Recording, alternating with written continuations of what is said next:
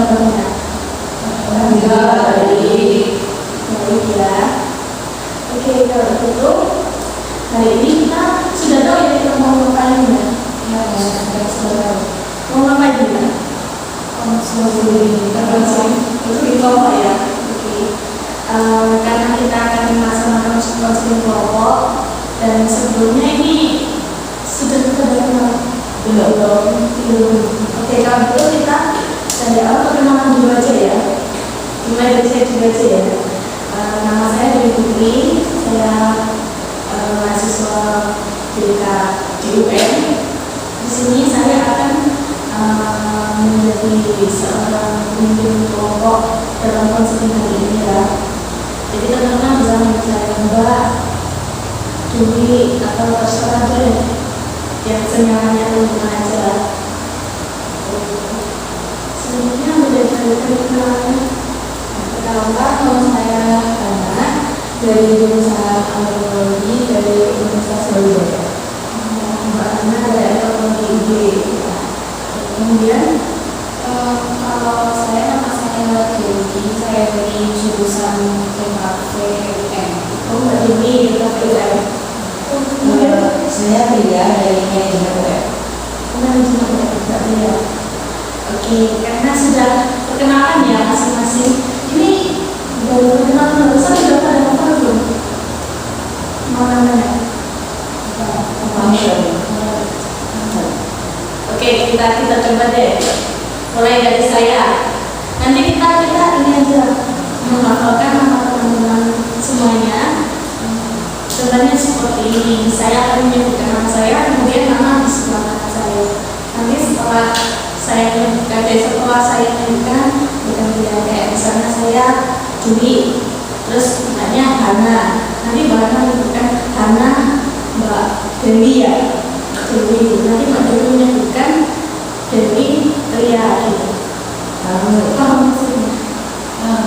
Atau nanti gini aja deh, per orang menyebutkan satu-satu namanya kayak saya dari saya ya. Saya mau perkenalan nama Dewi, Hana, Dewi, Ria. Nanti Mbak Hana menyebutkan Hana, Dewi, Ria, Dewi. Nanti Mbak Dewi menyebutkan Dewi, Ria, Dewi. Bisa dipahami? Bisa. Oke, kita coba ya. Mau siapa dulu nih? Saya Mbak Hana dulu boleh. Coba. Ini ada Dewi, sama Hana dan Ria. Oh iya. Selanjutnya Saya Dewi, di sini ada Mbak Tia, Mbak Hana dan Mbak Dewi. oke. Di sini ada saya Tia, ada Mbak Dewi, ada Mbak Hana dan ada Mbak Dewi. Oke, sudah hafal ya sepertinya. Sudah, ini kan belum kenal ya masing-masing ya. Atau sudah kenal? Belum sama sekali. Belum. Oke, kalau gitu di sini kita akan melakukan konseling kelompok yang dimana nanti teman-teman bisa menyampaikan permasalahannya masing-masing. Teman-teman bisa menyampaikan permasalahan secara terbuka dan kita sebagai anggota dan pemimpin di kelompok ini kita harus menjaga kerahasiaan dari masing-masing. Jadi ceritanya nanti kita simpan di rumah ini saja. Ketika keluar kita tidak perlu membahas lagi cerita yang tadi sudah kita bahas di dalam sini untuk menjaga kerahasiaan di kelompok bersama ya. Setelah itu nanti kita akan melaksanakan sesi konseling hari ini dengan waktu antara 25 sampai 30 menit ya. Nanti kita akan membahas salah satu permasalahan terlebih dahulu dan untuk yang lain tenang saja. Kita akan membahas permasalahan dari orang yang lain pada pertemuan berikutnya. Jadi hari ini kita akan menyelesaikan satu permasalahan, namun apabila nanti waktunya kurang, dirasa kurang dan belum cukup, kita akan berikan sesi berikutnya. Nanti di sesi berikutnya kalau ceritanya sudah selesai dan sudah teratasi, kita akan berikan kepada orang yang lain seperti itu. Oke, kalau itu ya, saya juga izin mencatat ya untuk nanti kita menganalisis bagaimana permasalahan yang ada ya. Oke, kalau itu kita mulai saja dari pertanyaan. Silakan ingin menceritakan lebih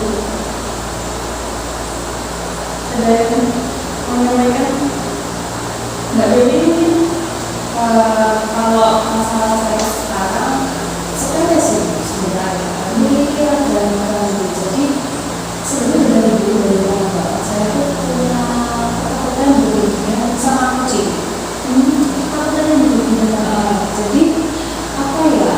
Jangan kalau misalnya dekat sama kucing ini misalnya tadi dari jauh udah nggak kucing padahal ya jaraknya ya jauh dengan deketin saya apa kayak gitu, tapi baru kali aja saya tuh udah takutan gitu loh. Terus kayak kalau misalnya kucingnya deket itu saya tuh bisa sampai bereaksi kayak teriak-teriak gitu, bahkan saya bisa lari juga kalau misalnya di dekat sama kucing gitu.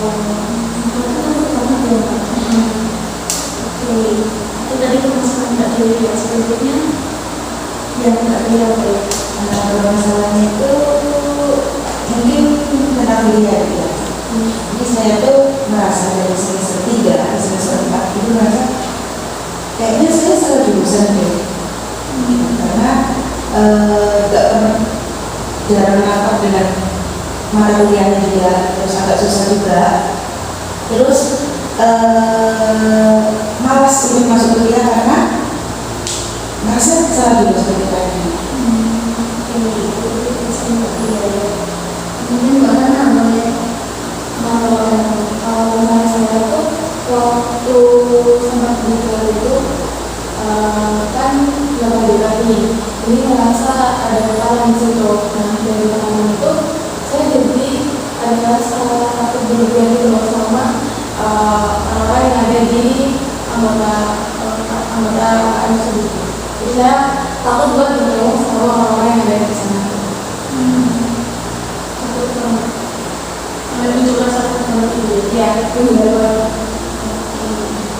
Dari permasalahan yang disampaikan, kira-kira siapa nih yang mau masuk di dalam sana?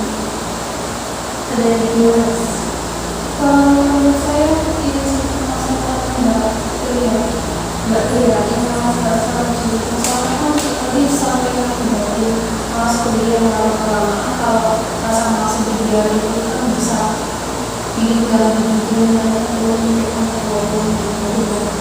terus menurut saya karena masalah yang Mbak Tia ini dia gitu sama mahasiswa yang ada di Indonesia gitu. Karena banyak juga pasti yang merasa salah jurusan gitu. Oke, kalau itu bagaimana Mbak Tia? Teman-teman keinginan untuk Mbak Tia yang kayak bahasa tadi. Mbak Tia bagaimana? Oke, kalau itu Mbak Tia bisa mulai bercerita. Nanti teman-teman bisa tanggapi dari cerita Mbak Tia ya. Iya, dan Mbak Tia bisa ceritakan dari awal. Jadi dulu pas awal suruh milih jurusan, jadi itu pengennya bukan masuk manajemen, pengennya masuknya arkeologi sama sejarah ekonomi. Tapi semua orang tua nggak dibolehkan karena mungkin prospek kerja atau apanya ya, nggak tahu. Itu udah ngeyel banget, nggak apa-apa arkeologi enak kok gini. Karena memang dari awal masuk SMA, dunia IPS emang niat masuk arkeologi dan lainnya. Saat pendaftaran nggak dibolehin itu udah menerima surat bermanajemen UM. Terus di awal semester itu masih enak kayak mereka seru ya, nyaman dan lainnya, makulnya masih enak-enak lah gitu. Terus di pertengahan semester 2 itu merasa kayak kok gini kok nggak relate gitu. Terus baru semester 3 merasa kayak ini bukan passion gue di sini gitu. Ini cuma kayak mungkin di awal aja enak, terus akhirnya tuh kayak enggak gitu. Kalau lama-lamaan dilanjutkan kan nggak enak ya, kayak aduh gimana, tapi mau ngomong ke orang tua juga udah terlanjur udah di semester 4, terus juga nggak bisa daftar UTBK karena ambilnya SNBP. Kalau ambil UTBK kan kemungkinan tahun depan atau tahun ini masih bisa ikut kan. Terus sudah dilanjutin aja, terus saat itu besok semester 5 kan apa namanya ini kan konsentrasi ya, itu bingung konsentrasinya apa karena ini nggak tahu mau tujuannya, nggak tahu itu apa, mengambil MSDM itu juga nggak begitu paham, keuangan juga nggak suka gitu, jadi ya udah nggak tahu nanti bakalan ngambilnya apa, emang udah salah jurusan dijalanin aja sebenarnya gitu. Tapi bikin malesnya ini ya kayak gimana caranya nggak males meskipun salah jurusan tapi tetap harus masuk, harus naikin IPK dan lainnya.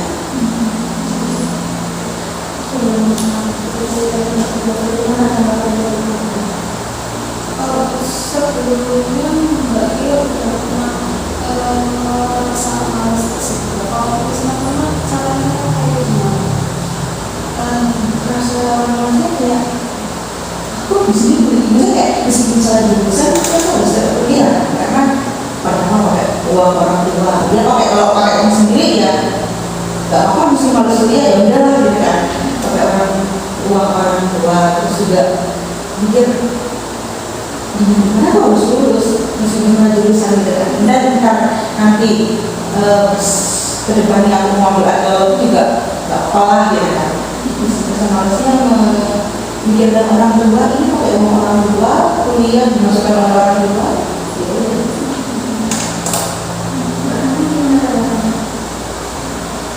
Kalau dari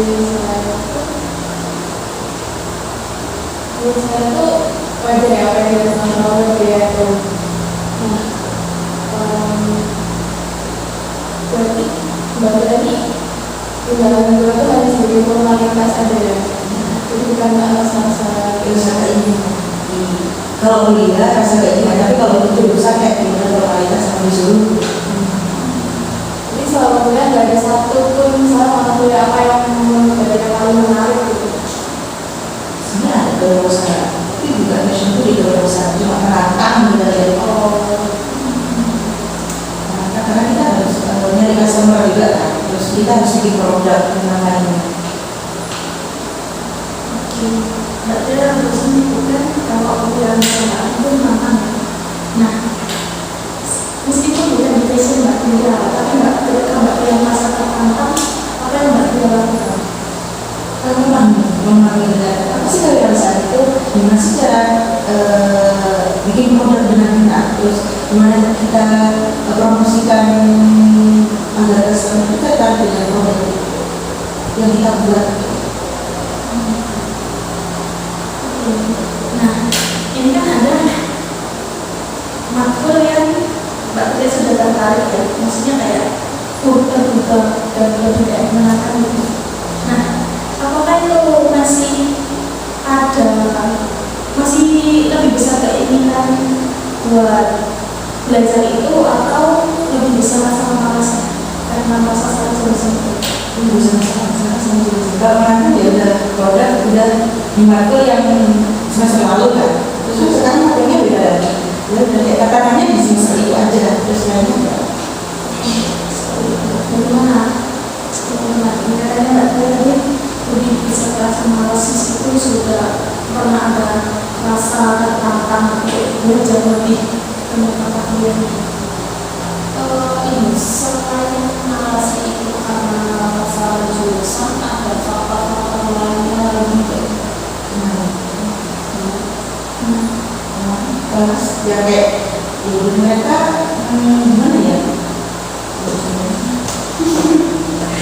Temannya itu kayak ya udah mereka memikirkan diri mereka sendiri gimana ya udah aku memikirkan aku kan kalau di pertemanan ya kita saling membantu ya. Di situ enggak mereka ya udah memikirkan diri mereka sendiri terus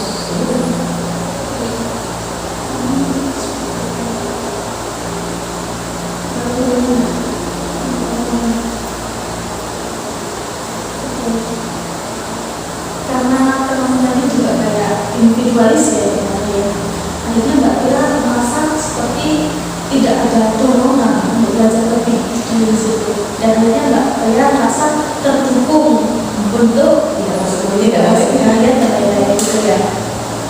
Oke. Lalu ketika Mbak Tia tidak, berarti ini sudah pernah bolos ya, maksudnya kayak sudah malas pas masuk kuliah berarti tidak sudah ada tindakan lulus sama sekali. oke. Iya sekali. Nah, ketika Mbak Tia mau bolos, itu kan malas ya, tiba dari malasnya Mbak Tia merasa salah jurusan, akhirnya Mbak Tia mau bolos. Nah, ketika Mbak Tia mau bolos, itu apa yang Mbak Tia rasakan? Pertama, kenapa saya lulus? Saya menyesal karena saya tidak mendapatkan ilmu dari makul yang lulus tadi kan. Terus saya menyesal makul tadi sebenarnya seru, tapi kenapa aku bolos ya kan? Itu sih menyesal yang di akhir kan. Ya, salah yang besarnya penyesalan misalnya. Bagaimana adakah atau ada yang pernah juga mengalami kayak Mbak Tia? Kalau saya pernah ini sih, malasnya malas kerjain tugas. Kalau sampai bolos tidak pernah. Tapi itu harus kerjain Tidak itu. Mbak Tia juga merasa seperti ini. Nah, ketika Mbak Tia malas mengerjakan tugas ya, apakah itu sampai berpengaruh dan Mbak Tia atau mungkin ke penilaian yang di Mbak Tia yang misalnya terlambat mengerjakan tugas dan menentukan gitu? Mungkin mepet ya kayak sekarang dikumpulin, misalnya kami malah dikumpulkan baru tadi ini kan dikerjakan gitu. Oke, nah apakah kan tadi ini ya Mbak Tia bilang kalau lebih ke mepet, tapi berarti tidak mengesampingkan tugas ya maksudnya, tapi juga didukung dengan membolos sekali bolos. Tapi itu berpengaruh enggak? Berpengaruh enggak ke Mbak Tia? Maksudnya kayak kalau kan ada pelajaran tuh yang kalau sekali nggak masuk akhirnya sebenarnya jadi nggak paham. Apakah Mbak Tia merasakan seperti itu? Enggak, karena pematerinya bukan yang berkelanjutan. Jadi hanya dijelaskan materi itu aja, terus juga materi lain. Gimana Mbak mungkin? Sebenarnya biasanya tuh apa ya? Termasuk wajar lah ya, karena kan pertama jurusan yang nggak diinginkan, terus habis itu lingkungannya juga nggak mendukung. Nah, kalau menurut saya tuh karena udah bilang tadi mau gagal juga bisa, ya mau harus menerima gitu. Karena kan saya juga ada pengalaman kayak ingin jurusan lain banget, tapi karena yang mikir ya kan saya mandiri pakai ada uang lebih gede, jadi kayak nggak mungkin harus bayar lokal buat kedua kalinya gitu.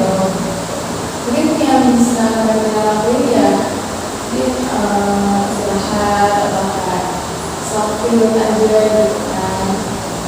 Soalnya saya juga teman juga nggak terlalu banyak ya, jadi ya kuliah ya hanya untuk kuliah aja gitu, bukan yang ya habis kuliah harus main ke teman-teman gitu. Jadi fokus sama pendidikan aja gitu.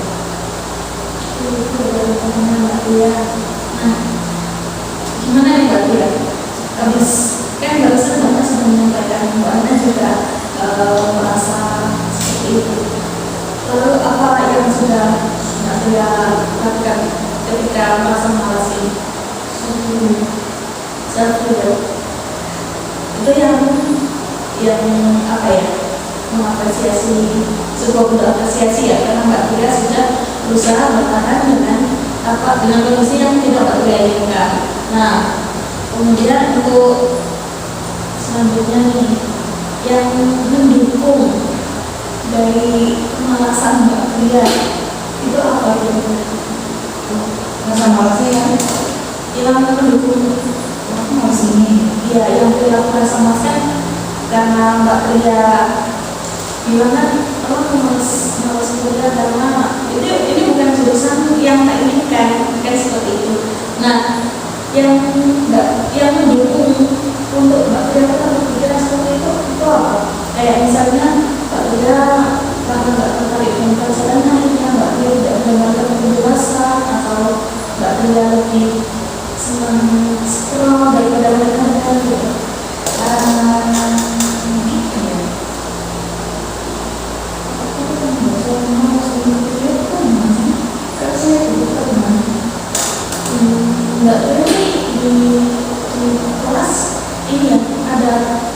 ada teman yang kayak deket itu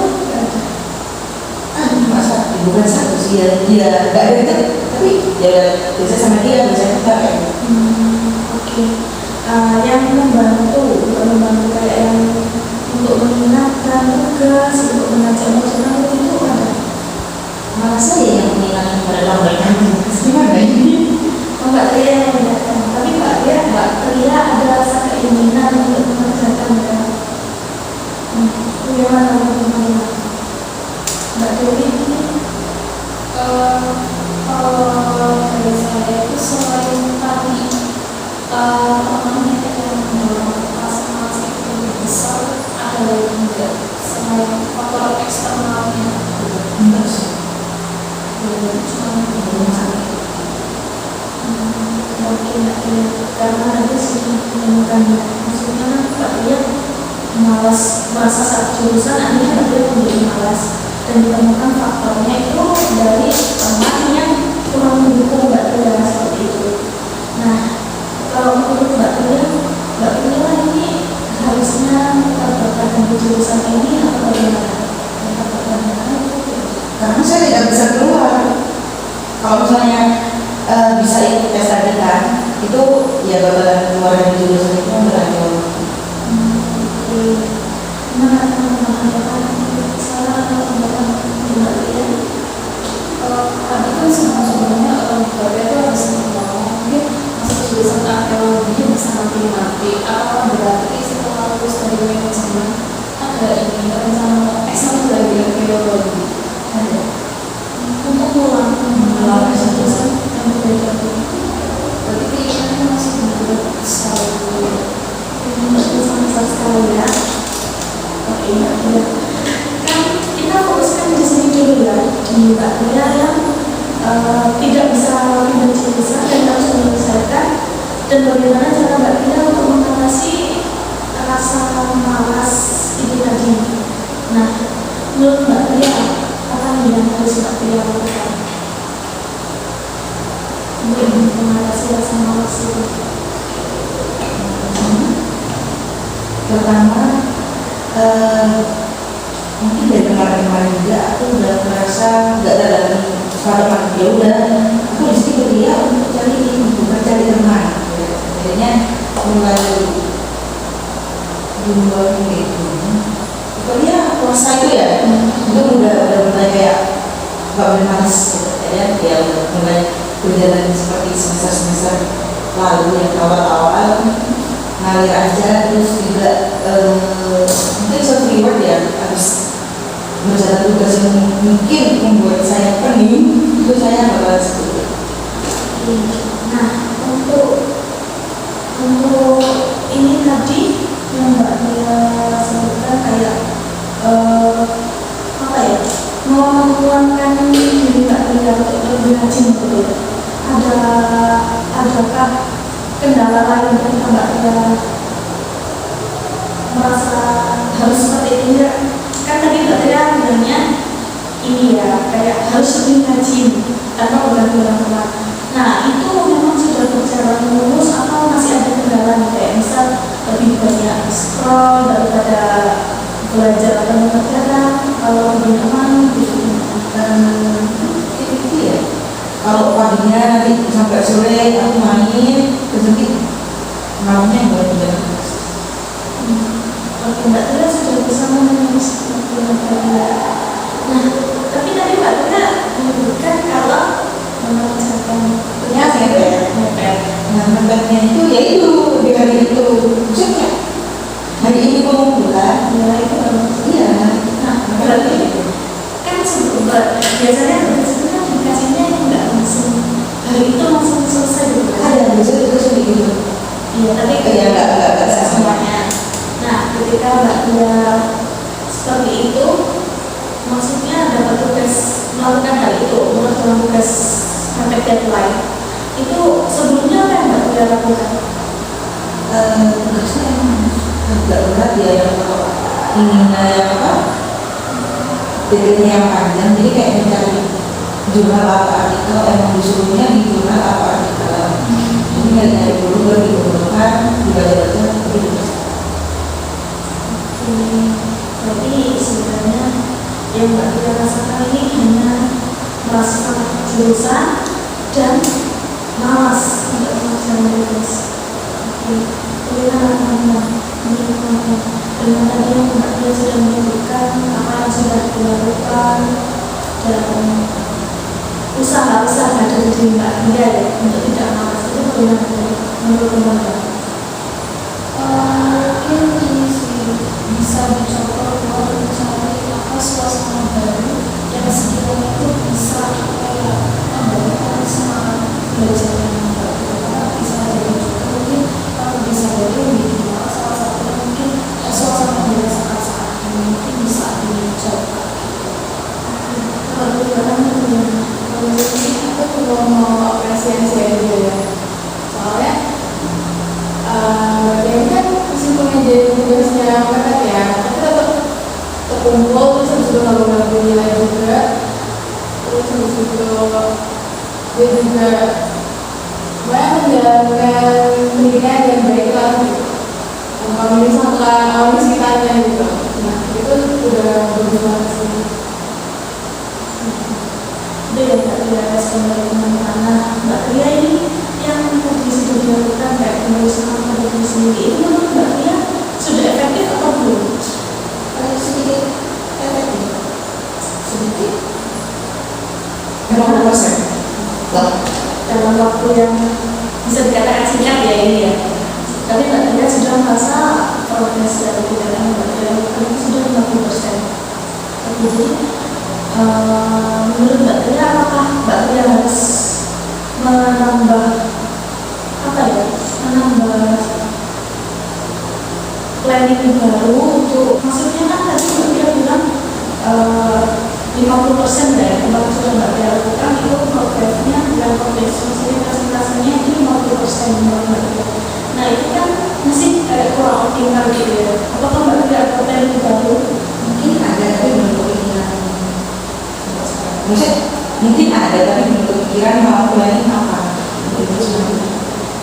Dari kan dari teman-teman sudah respon ya Mbak Hana, memberikan apresiasi juga Mbak Dewi tadi sudah memberikan ini ya Mbak Tia apa saran untuk Mbak Tia apa untuk Mbak Tia melakukan hal baru dan mendukung apa yang sudah Mbak Tia lakukan.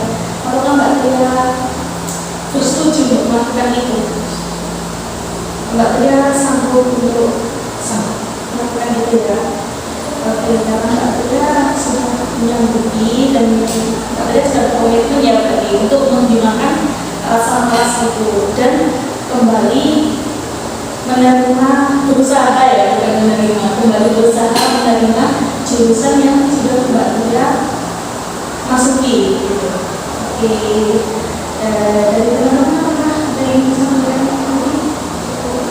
Cukup. Oke, kalau gitu karena keterbatasan waktu, maka sebelum kita akhiri, saya merefleksikan sesi kali ini, di mana tadi Mbak Tia menjelaskan bahwa Mbak Tia merasa salah jurusan ya, kemudian ada perilaku yang kurang baik yang Mbak Tia lakukan, yaitu bermalas-malasan dan membolos ya Mbak Tia. Kemudian bagaimana Mbak Tia sudah sadar bahwa hal yang dilakukan itu tidak baik dan Mbak Tia berusaha untuk kembali memberikan semangat pada diri Mbak Tia sendiri. Dan kemudian Mbak Hana sudah mengapresiasi Mbak Tia juga, Mbak Dewi juga memberikan saran untuk Mbak Tia memiliki suasana baru atau hidup bersemangat seperti itu. Dan Mbak Tia juga berkomitmen untuk membuang rasa malas dan melakukan saran-saran dari teman-teman. Oke, kalau begitu bagaimana teman-teman sesi hari ini? Apakah ada yang ingin disampaikan? Tidak. Oke, kalau gitu bagaimana Mbak Tia perasaannya? Apakah sudah menemukan sedikit pencerahan? Oke, Mbak Tia sudah menemukan pencerahannya ya. Oke, kalau gitu kita akhiri. Oh, sebelumnya untuk sesi selanjutnya kita mau dijadwalkan sekarang atau via WhatsApp saja? Ya WhatsApp saja ya. Oke, kalau itu kita akan menjadwalkan sesi selanjutnya di grup WhatsApp. Maka dari itu saya akan mengakhiri sesi kali ini dengan